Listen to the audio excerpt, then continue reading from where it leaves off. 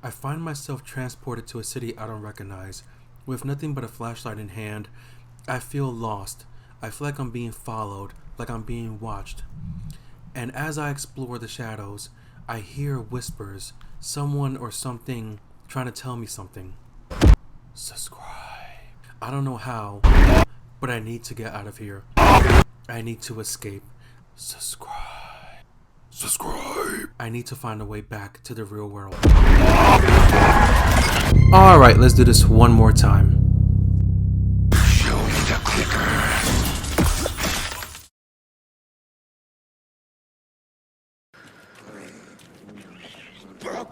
Broken. General store.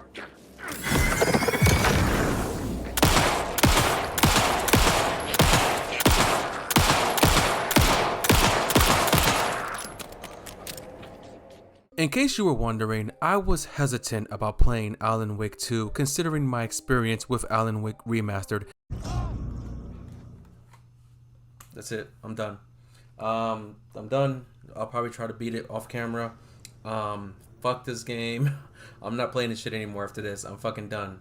And while I am quite upset that we do not have a physical copy of this game, as I am still a physical game collector, Alan Wake 2 was a very interesting experience that, while it wasn't the scariest survival horror game I've played, it's definitely among the top 10 of the scariest games I've ever played, sharing the list with the likes of Resident Evil 2 Remake, Outlast, and Silent Hill 2, just to name a few.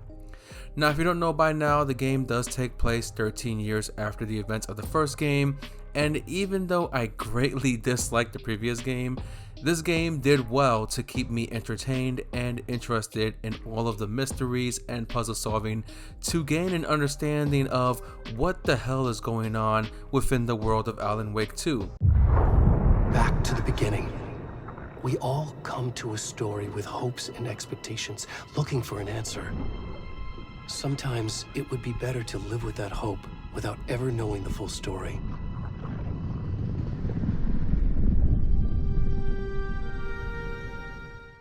The game is split between two playable characters, obviously one of which is the Walmart brand Keanu Reeves, Alan Wake, who after 13 years is still trying to escape the nightmare that is the dark place and return to the real world. What? That's exactly what every reader will be asking. This book is mind-bending. It's so cerebral. And the other playable character is a new addition to the Alan Wake universe, a FBI agent by the name of Saga Anderson, who, along with her partner, Agent Alex Casey, aka Max Payne, take on a case of a mysterious cult known as the Cult of the Tree, who may be linked to some horrific killings and rituals within the forest surrounding the small town of Bright Falls.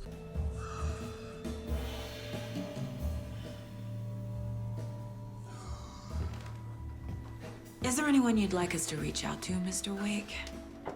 You've been gone a long time. No. They'd be in danger. It'll come for me. You can choose to play each of the characters' levels in any order you would like to by switching back and forth between them at various save rooms containing a janitor's mop and bucket, which might not make sense to you now, but if you play the game, it'll make sense eventually. No, wait!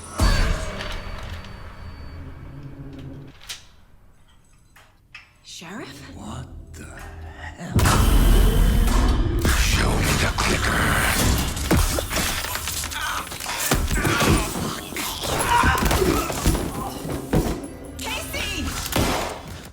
Now, as I mentioned earlier, this wasn't the scariest game I've played, but it is for sure one of the best looking games I have ever experienced in every aspect. Character models, environments, level design, everything here looks fantastic. The majority of Saga's levels will take place in either a small town or a heavily wooded area, and it can have some of the most amazing ray tracing and sunlight and just visual presentation I have ever seen in a game. And you also get some amazing fog and rain effects as well. As for Alan's levels, they will primarily take place on a New York City area that is dark, feels lonely, it's sometimes rainy, it's constantly creepy, and they truly did nail the perfect look for this type of setting, like a classic New York City streets late at night. Now, aside from in-game visuals, you will at times get some live action cutscenes, and it just truly blends together in a fantastic cinematic experience, and even the sound design is so impressive that you at times forget you're playing a game, and you sometimes get lost in a potential like Netflix series within this game, and it's truly amazing to experience for yourself. Come on, what is this? There's a piece of evidence, a manuscript of a novel. You wouldn't know anything about it? A manuscript? What manuscript? I need to see it. Rumor had it the manuscript contained the details of the murders. A murder cult was following the story to commit their gruesome acts. Was Wake their leader? Had he written it? How far would he go to create a perfect work of art? Or would he be the next victim? Now, each of the two worlds that the characters are allowed to explore are somewhat open world with multiple opportunities to explore and find all the secrets and collectibles hidden, finding items like health and ammo and new weapons. Some of these items are locked behind a puzzle that you'll need to solve, but nothing that was overly difficult, which I did appreciate here. And the location of these items can be viewed in your map, and based on your exploration and your character upgrades, you will be able to see where on the map these items are located. Unfortunately, I felt that the map could have done a bit of a better job indicating when these items are going to be at a position above you or below you, and I also found myself constantly going back to the map just to find my way, which slightly took me out of the experience, but the map will not pause the game, so that does add a layer of the survival aspect to the game if you are trying to view the map in combat, which is not a good idea.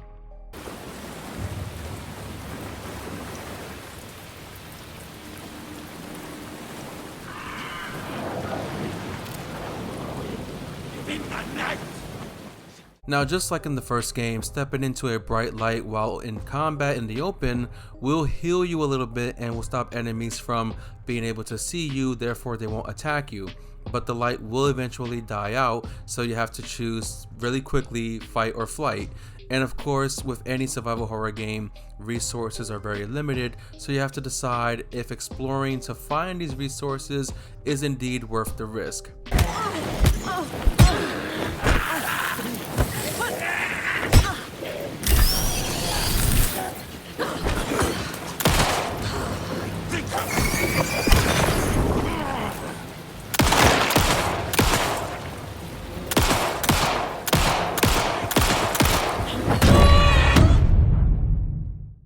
Now, while playing as Saga, you do have an element of detective work here, and it exists in something called her mind space. It is here where you can place clues together to solve various mysteries and plots within the story. It is here where you can not only just upgrade your weapons, but you're also able to profile various characters from the story to help you progress by seeing the truth these characters are trying to hide from you. It's basically taking a look inside their mind and learning what secrets they may have. Flip the switch, it goes click. Lights are off. But somebody's home. Somebody's home. This wasn't some random act of violence. This was a ritual. A Nightingale, a component. They didn't see him as a person. More like a container for something. And without spoiling too much, this profiling ability at first is kind of viewed as a form of intuition, but eventually it is revealed to be something much more mysterious, and I'll let you experience that for yourself. This is a good case so far, don't you think? Cases aren't good or bad, Anderson. They're just cases. Okay, sure, but you have to admit, this one is particularly interesting. Now, Alan, on the other hand, has a writing room, and it's a bit different than Saga's mind space. It is here that Alan can also get some upgrades for his weapons based on the collectibles you find, but as a writer, it is here where Alan can completely change the scene of various areas throughout his levels to explore. Now, changing the scene will help you solve some of the puzzles and help you with your story progression, and with the power of these new consoles and the SSD, it truly shows how amazingly quick these scenes will change. It takes just a couple of seconds and the scene will change right in front of you in an instant. It's really impressive to see.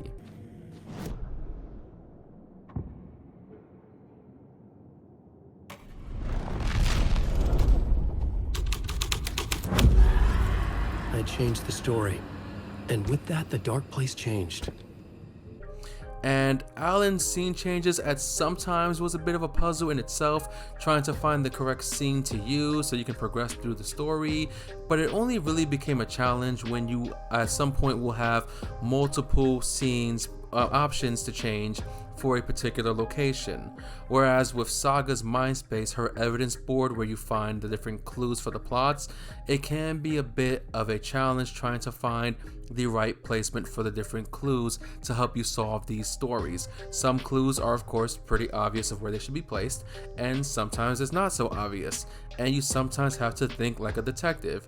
And with the evidence board, there are multiple files with various mysteries and stories you're trying to solve that will of course require you to explore the world a lot more often to find more of these hidden clues and secrets, and sometimes it can be a lot to go through, so be prepared for a sometimes pretty lengthy detective solving experience. So you knew our victim? Well, I didn't recognize him in his current state, but yeah, I ran into him a few times at Quantico. Never worked any cases together. After his partner got killed in the field, he went off the deep end. Got the boot pretty quick after that. Nightingale went missing 13 years ago, 2010. The same as all the other victims. Certainly fits the pattern. Makes me wonder what was going on that year. Probably something this town wants to forget. Now, one of my biggest complaints from the previous game was the stamina bar and Alan's stupid sidestep dodge that ironically shared the same button as the sprint. And I also had an issue with the stupid camera angle when pressing the button to go from one shoulder to the next. The game would constantly switch back to the original shoulder without me pressing the button. In this game, however, stamina is unlimited, but the characters do run a bit slower this time around, and thankfully the dodge button is now a separate button from the sprint, which is good. And although you are stuck with just one shoulder camera angle, it does show some signs of inspiration from the recent Resident Evil remakes, and just like in those games, it works really well here. And when it comes to exploration and combat and some other features, I felt they maybe have taken some inspiration from Silent Hill as well. Now, whether or not that was intentional, it all just works really well here, and this is not one of those Todd Howard works really well promises. It actually works here. Okay, let's talk about something else. Robert Nightingale. Do you know him? You were both here in 2010. The dark presence got him back then. That's the last time I saw him. 13 years. Oh, fuck me. Tell us about the pages. You had what looks like a title page with you. Return. Is this the name of the story on these pages? The writer's name has been scratched out pretty violently, but your name can still be made out underneath. Now, some people might find jump scares to be a bit cheap as a way to get a rise out of you, but when it comes to horror games, I can be a bit of a pussy, so these jump scares actually work to make me feel terrified. And when it comes to enemy types, while playing as Saga, you will primarily fight what is known as the Taken, people who are essentially possessed by the dark force, and when you play as Alan, you will primarily fight these shadow creatures, some of which are completely harmless, they won't attack you, and they will eventually disappear, and some of which that will. So it does become a bit terrifying not knowing which one will attack you and which one will just vanish. Now with both enemy types, you do have to use your flashlight to make them vulnerable, and then your choice of weapon to take them down. And there are some other enemy types that you will face off against, but I will leave it to you to discover them for yourself because I don't want to ruin it for you. And for the most part, there was almost no issues with combat in the game. Like, everything pretty much worked as it should with the flashlight, the weapons, the ammo, the reloading, the shooting. Everything just worked fine. Even the dodge was much better here. But when it comes to inventory management, however, that's where things can be a little bit messy. Assigning an item to a quick slot will remain in that quick slot even after you remove the item from your inventory and place it in the shoebox storage. And with the item still being visible after longer play sessions, you forget you no longer have that weapon in your inventory. So when you're trying to survive a stressful encounter and you end up pressing the D-pad button for that saved weapon, you then remember you don't have it, even though it's still visible but it's placed in storage. There were also times when the character would not grab the resources from the ground, even though there was more than enough space in my inventory to pick them up. Inventory management did feel a bit slow and clunky at times, moving items around, and unlike the Resident Evil games, in some of them where you can change the orientation of the item so you can fit them better, you can't do that here. It's just grab it, move it to another spot if you want to. Simple as that. And there was a few times when turning on the Xbox and returning to the game, opening the game to play, where the audio was a bit messed up. Certain things wouldn't play in the audio, primarily voiceover wouldn't play during the audio in these moments. So I would be forced to quit the game and then restart the game just to fix those audio issues. But don't let that little bit of negatives ruin your experience here. This is still a fantastic survival horror / psychological horror / mystery detective experience, and you're gonna get a lot out of this game, trust me. So, Alan, as the creator of the character, how do you feel about this? Sorry, what? I know it can be an awkward question with the man sitting right next to you, but I mean, how do you feel about him in the role of Casey? Does he look the part to you? He looks exactly like I always imagined Casey to be. It's uncanny. Now, when it comes to runtime, you can expect anywhere between 17 to 20 or so hours, and if you're a completionist, you can expect closer to around 25 hours, 30 or more if you're a bit of a pussy like I am with these kinds of games. And I can't speak on how the game ends or if it's really a satisfying ending after 13 years since the first one, but I can say without any spoilers that there is planned DLC, which is going to have more story to continue this one forward. And I gotta say, I am all in. Alan Wake 2 is really a bizarre experience with a lot of twists and turns and horror, with beautiful exploration, satisfying combat, and above all, it is well worth your money, even though it's digital only. So tell me, have you been playing Alan Wake 2 or are you going to? Let me know in the comments and I will see you in the dark place.